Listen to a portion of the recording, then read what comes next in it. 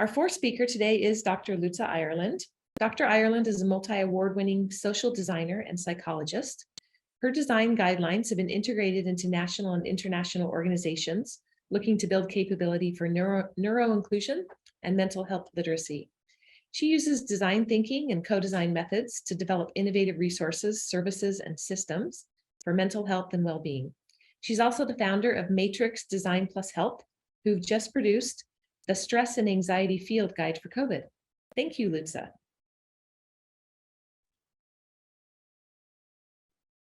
Hi, everyone. Thank you for the lovely introduction, Wendy. I'm going to do a quick screen share.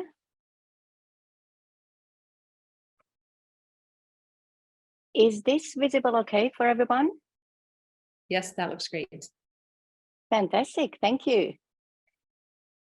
As Wendy mentioned, I'm Dr. Lutza Ireland. I identify as autistic, ADHD, which are my neurological identifications, and she and her are my gender pronouns. I'm a social designer and psychologist, and I'd like to acknowledge the traditional owners of the land, the Turrbal and Yagara people, and validate that these lands have always been places of teaching, research, and learning. And I'm thankful to be able to learn and work in these lands. So today I'm here to talk about mental health literacy. My PhD was co-designing psychoeducational resources for mental health literacy for multiple stakeholders with anxiety, and this included young adults, their supporters, and mental health professionals as well.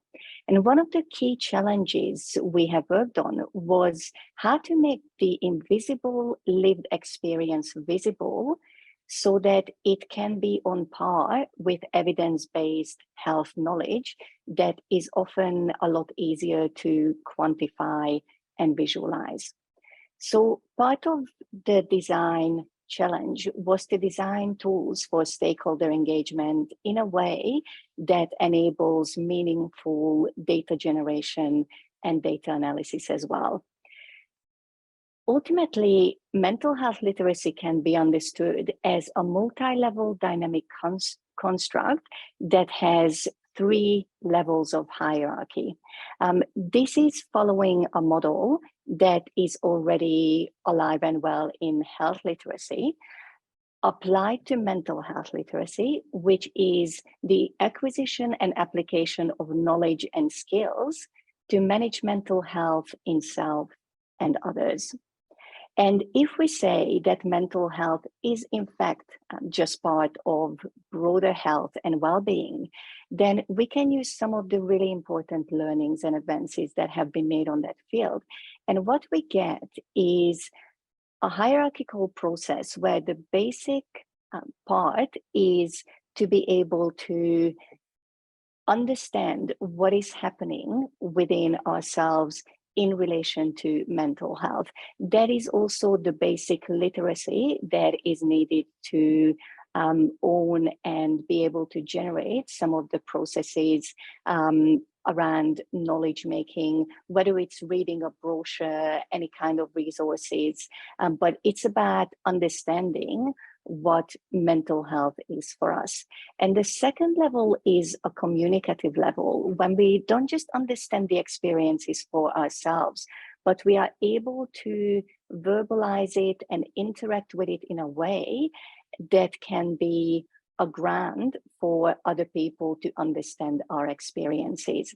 And that can range from being able to make a doctor's appointment, knowing when to refer someone to a psychologist, including perhaps ourselves.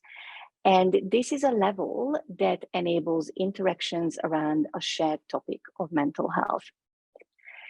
And then the highest range of this hierarchy is critical mental health literacy, where we are also able to see some of the environmental and socio-political facets of mental health, such as the impact on mental health when it comes to resource allocation, equity, what it's like to be from a marginalized community, and what the higher systems and power structures are that we have in society that really has a direct impact on how we are feeling and how our health, including mental health, is experienced. So after the PhD, I got diagnosed with autism and ADHD, which really made me interested in how mental health literacy can include neurodiversity. So what is neurodiversity? You probably heard quite a bit about this, and often it is used in the context of ADHD, dyslexia, autism, and so on. And that is when we look at it from a medical lens. Usually we are talking about developmental and learning disabilities. But the neurodiversity model is more of a social model, which really appreciates the natural variation in human wiring and processing, and it's part of intersectionality. So it talks about, as much as we have different expressions and diversity in gender, social class, physical abilities, and so on, we also have an incredible diversity with how we think, feel, process, and experience the world.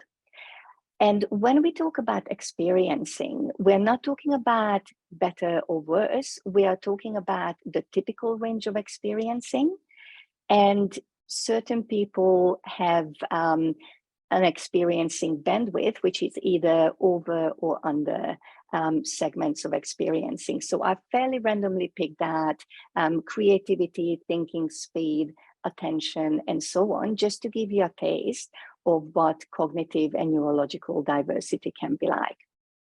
So if we think about attention, for instance, when needing to focus, most adults have an attention span of about 20 minutes without getting distracted in the absence of external things going on. Now, this doesn't mean that most people are able to focus exactly 10 minutes.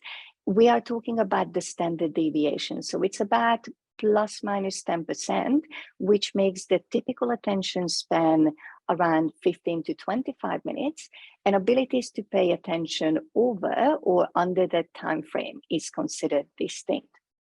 But when we have multiple segments that might be over or under the typical category that makes us distinct, then what we'll find is that 20% of the population have distinct cognitive abilities, which makes them neurodistinct, and 80% of people have typical cognitive abilities, which we call neurotypical.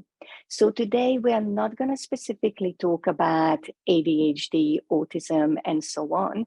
I really try to make it user-friendly, practical application based on some of the learnings that I have done over the years with co-design workshops.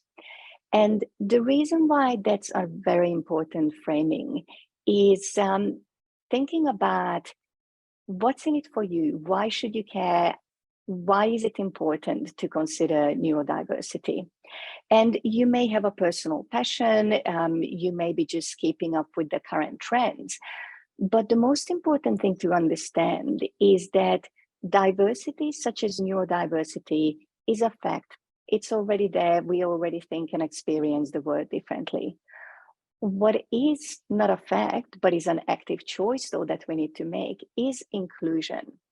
And so neuroinclusion is basically a method of engagement so that we can enable participants to be co-researchers. And when we have meaningful engagement from participants and stakeholders, that's when we get meaningful data that is hopefully free from bias and has a lot more bidirectional dynamics so that we can generate knowledge in a way that balances lived experience, professional experience, and so on. It's also very useful to think about neuroinclusion being able to position you as a researcher. So that means that by understanding some of the really important cognitive and neurological processes that we have as people, you will be able to increase your own mental health literacy that you can apply to yourself and others, because now you are better understanding both you and other people and what they may need when they are interacting with you. So one of the ways of thinking about this is through understanding that as much as everybody has strengths and challenges in how they process information, it doesn't make us better or worse. It makes us people who are like stars. We have our highs and lows, but ultimately we are all stars. And the key is to be able to shine as bright as possible. And one of the ways of achieving that is through universal design. Universal design is basically providing access and providing means for the most amount of people to engage with something without any specific provisions or accommodations to be made. And for that, what we're going to try to do here is to frame neurodiversity as a cold experience, as a culturally and linguistically diverse experience. And that will allow us to have an appreciation for different ways of doing things through a learning and enrichment opportunity that you would have when you're interacting with different cultures and languages, where you understand that translation might be needed, but you want to find a commonality. And for that, I use coffee as a metaphor because that's something that most people find it easy to relate to. And coffee is something that has a very strong culture around it. And a very different processing of different coffee will create very different experiences, which is neither, again, better or worse, rather than just can enrich life. So what we're going to do here is talk about some of the learnings that came across through co-design and design thinking workshops for neurodiversity and neuroinclusion, including neurodistinct participants, carers in healthcare, service design, at work, and neurodiversity employment. And by now, these workshops probably summarize about 200 participant learnings and experiences. So I'd like to invite you to participate in a DIY case study where you are self-reflecting on your own experiences and processing styles with these small part of a guide on what can make participant engagement neuro-inclusive. So one of the ways we can think about different processing styles is to think about abstract thinking and concrete thinking. So when I was talking about coffee being a metaphor for culture, for instance, that is a really suitable way of foregrounding some of the understanding for people who are quite happy to have free associations, maybe interested in more theoretical applications, because for that, an easy flow, a fluid structure, and opportunities for flexible ideation can be very useful. So if you have people who are abstract thinkers, you can use metaphors and abstract prompts, and also open-ended questions. But there are also people who have quite a concrete thinking. So for them, a cup of coffee is a cup of coffee because they are literal, specific, and practical thinkers. And that type of thinking is more suitable for structured activities and having very clear tasks, goals, and timelines set, as well as being careful about using your words for their literal meaning so that everybody can interpret it. And it's not to say that you have to do either or either, but when you see this slide, I use some of the visuals, which is abstract, some of the metaphor properties of coffee, but I also used it as something concrete and gave you some very specific examples on how you can implement it. So as the next activity, I'd like you to form 2 groups. Group 1 will be for abstract thinkers. So if you consider yourself an abstract thinker, think about the ways in which you are or are not like a white chocolate mocha frappuccino. And for group 2, this is for the concrete thinkers who can really discuss what are the main difficulties when people who don't like groups are allocated into groups. And this is, by the way, a joke slide, so you don't have to go into groups. What I'd like you to do is to really think about when you heard that there will be a group activity. What was the experience like for you? If you got really excited and thought, oh, finally a bit of energy, it's going to be great to talk about experiences, you might be someone who has a social processing style, which means that people like to discuss experiences, and group activities are very suitable for that. One of the main things to watch out when you facilitate group activities for people who have social processing is to facilitate the level of involvement, which is often over-involvement. So some people can get quite vocal and overtake groups with their views, and that might prevent others from expressing themselves in ways that would be beneficial for them to be able to show their perspectives. So one of the ways of overcoming this is to start every group activity with an option for having a 2-minute silent participation.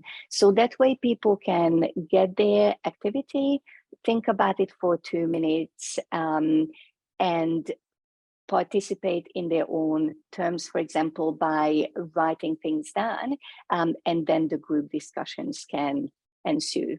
And if you thought, oh, group activity, where do I log off? Then you might be someone who has a solitary processing and you enjoy thinking and reflecting in your own time and space by yourself. So for those people, individual activities that allow self-reflection can be very useful, and it's important to scaffold it with options to connect, because that allows people the opportunity to follow up, to, for example, ask clarifying questions about the activity and still have connection to the researcher or each other. But if you provide avenues to be flexible in modulating participation for the participants, they may be able to do some group activities, but not others, which can be useful because we don't want to assume that somebody who is primarily a solitary processor wouldn't enjoy or benefit from group activities. So it's really about providing choice. Now, talking about interactions, whether it's within groups or even if you're a researcher, it might be in a one-on-one situation in qualitative research, or it might be quantitative research, for instance, but there's also different focus with how we engage with something. It could be process-driven, interaction focus, or a more content-driven task focus. For those who prefer interaction focus, they are usually bonding over shared experience. So providing opportunities for group dynamics through socializing and small talk can be very useful for participants. They usually prefer experiential, immersive, and relational activities where they can really interact with each other, for example, through role play or discussions that can model vulnerability. For those who are more task focused, they generally bond over a shared interest, a shared topic, or a task that needs to be done. And these engagements tend to be more subject-driven, purposeful interactions that have a solution focus and a very logical and pragmatic approach around solutioning and implementation. So anything that is quite a structured, solution-focused activity or has opportunities for parallel play, which is basically being able to do your task without necessarily socially interacting with other people around you, can really enhance participant satisfaction and engagement. And talking about ways of engagement, talking is actually just one of the ways in which we can meaningfully interact.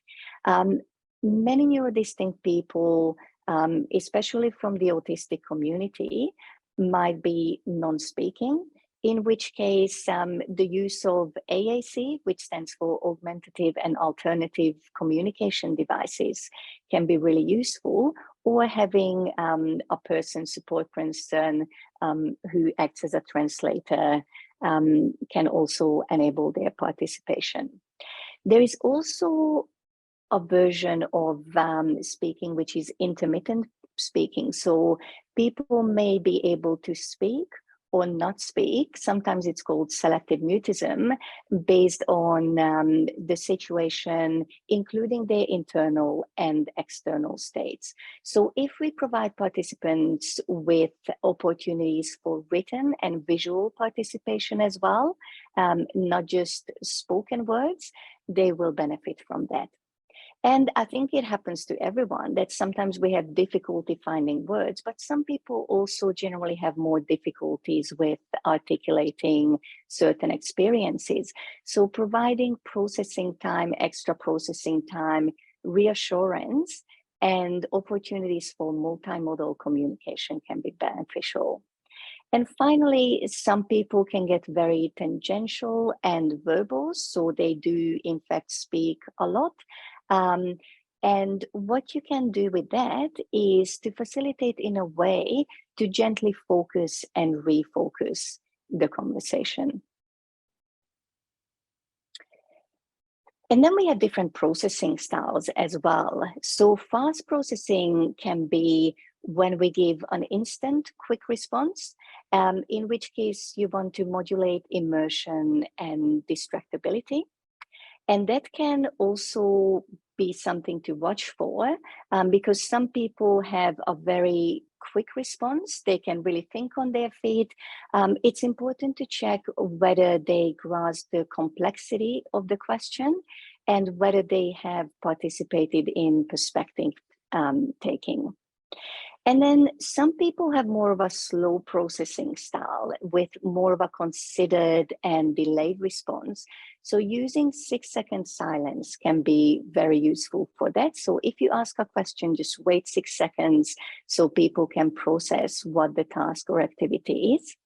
Multimodal scaffolding means that you can provide an instruction for an activity or a question verbally as well as in written format simultaneously. Check that people understood what you're asking them to do and provide opportunities to follow up. So some people may remember what they wanted to say an hour later, and it would be important to capture that. And we are nearly at the end. This is about considering the very different learning and processing styles. So some people are really visual and they benefit from colors and pictures and visuals that allows them to see what's in their mind's eye. Other people are more prone to auditory engagement. They often say, let's hear what you have to say. And they learn from the rhythm and sound of words. That's their preferred engagement. Others yet really prefer to read and write. So let's read up on it, or let's make a note. Any journaling activities could be beneficial for those participants. And hands-on styles tend to want to get involved with touch and movement. And it's just let's do it attitude towards that. And finally, we also often have a very different mixture of expression styles and energy between participants. And even amongst participants and researchers, it's important to find a good match. So low expressions and energy can be people having restricted facial expressions and gestures, or slow or no body movement, avoiding eye contact. And examples of high expressions and energy could be having very animated facial expressions, wide gestures, fidgeting, stimming, which is self-stimulating behaviors through, for example, fidget tools that I'm doing at the moment, moving around or having intense eye contact. So what you can do is really manage your own bias to know that just because somebody may be looking away and doesn't have animated facial expression, it doesn't mean that they are disengaged. It's important to do some energy matching with facilitation. So if somebody's quite low energy, having a really high energy researcher can be quite overwhelming for participants. And if you provide opportunities to modulate energy either up or down, you'll be able to get a good mixture and flow. So having said that, this is an opportunity for interaction, and I'm going to have a look at the Q&A and chat as well. Thank you so much. That I think that you might not have noticed there were a lot of little hearts floating up on the screen of people giving reactions, because I think we Thank can you all for letting me know. Yes, yeah, there they go. We can all relate to the things you've said with our own personalities, and not only for working with people in digital health and healthcare, but just in our own teams that we work with in our own families. And so that was just a fabulous way of breaking down the different ways. And the question I have is about the bias, because you said that manage your own bias. I feel like there's a ton of bias in this space, and it's and I've learned it myself and seen it in myself over time as I've learned more about my own, way of thinking and doing things, and how I judge people that do things differently. And even in my marriage and things like that, it's like so present, that bias of the way I am is the way everyone is or should be, and if you're different from me. So any thoughts about how to really address that in our work, the bias? Yes, one of the most important things is to be aware of what specific biases we have. So even if we go through the slides here, it's important to be aware that, for example, from a design background, often designers get very excited about visual things, and they have a bias towards visual presentation, high levels of abstractions. And when we get excited about that, because we are personally excited, then our bias will be towards providing engagement tools and resources that are very visual. But we, of course, will be thinking that this is the right thing to do. So unless you are aware of your own bias, that you have a bias towards visuals, you won't be able to mitigate it. So the first thing is to go through whatever engagement you're planning and think about, is this my preferred way of engaging? And what are other ways of engaging that might not be comfortable for me, but are comfortable for others? And the most important thing around bias, I think, is to be able to start creating a culture of free sharing, meaning that instead of pathologizing and stereotyping, for example, that autistic people don't like socializing and let's not put them in groups, we can find ways of introducing what our preferred engagement style is, which then provides other people the opportunity to share about themselves if they choose to do so. So, for example, I might say that in a group situation, I may observe first and then participate. So if I'm really quiet or if I don't look you in the eye, it doesn't mean that I'm not interested. It means that I'm processing. And so that's one way of mitigating bias. And it can also enable people to say, oh, yeah, I really do that. Or people might say, oh, I like to jump in. Yeah. Oh, thank you so much. I think that's a fabulous suggestion because when we're not aware of our bias, we need other people to call us out on it. But the way you described it is such a nice way to do it. So thank you so much. That was fabulous. And you can look at the chat. It's mostly comments, not so many questions of how meaningful this talk was to people. Thank you so much. Thank you for the opportunity.